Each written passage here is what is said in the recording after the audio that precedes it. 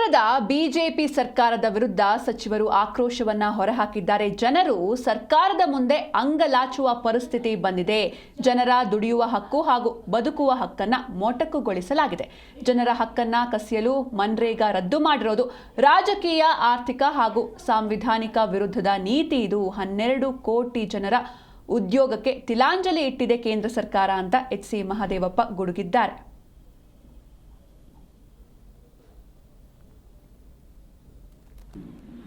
BJP ಸರ್ಕಾರ ಬಂದ ಮೇಲೆ ಸಾಮಾನ್ಯ ಜನರ ದುಡಿಯುವ ಹಕ್ಕು ಮತ್ತು ಬದುಕುವ ಹಕ್ಕನ್ನು ಮೊಟಕುಗೊಳಿಸುವಂಥ ಸಂವಿಧಾನ ವಿರೋಧಿ ನೀತಿಗಳನ್ನು, ಕಾಯ್ದೆಗಳನ್ನು ಬಿಜೆಪಿ ಸರ್ಕಾರ ತಂದು ಜನಸಾಮಾನ್ಯರು, ದೀನದಲಿತರು, ಹಿಂದುಳಿದವರು, ಮಹಿಳೆಯರು ಟೊಂಕ ಬಗ್ಗಿಸಿ ಕೈಕಟ್ಟಿ ಸರ್ಕಾರದ ಮುಂದೆ, ಬಿಜೆಪಿಯ ಮುಂದೆ ಅಂಗಲಾಚು ನಿಲ್ಲುವಂಥ ಊಳಿಗಮಾನಗ ಪದ್ಧತಿಯನ್ನು ಅನುಸರಿಸುವಂಥ ಕ್ರಮ ಇವತ್ತು ಕಾಂಗ್ರೆಸ್ಸನ್ನು ನಿದ್ದೆಗೆಡಿಸಿದೆ.